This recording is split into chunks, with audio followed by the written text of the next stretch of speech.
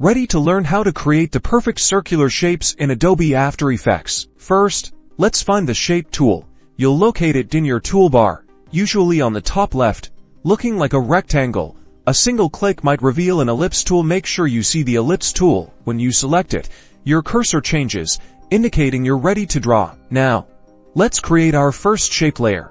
In your composition window, click and drag with the ellipse tool. This will draw a circle. See how it's a bit oval? To ensure a perfect circle, hold down the Shift key while you're dragging with the mouse. This constrains the proportions, giving you a perfect circle every time. Alright, you've drawn your circle. Now go over to the Layers panel, where you'll find your new shape layer. Here you can rename it to. Inside the shape layer, there's Contents, which opens up to more options. You have Ellipse, which contains the shape properties. This section lets you adjust the size and position your circle using the numbers provided. Let's change the color. In the Contents, Ellipse section, select Fill. You can click the colored box to open the color picker. From there, you can customize your color to your desired look. Awesome! You can create several shape layers, change their sizes, colors and positions to produce dynamic designs easily. Congratulations! You can easily create round shape layers.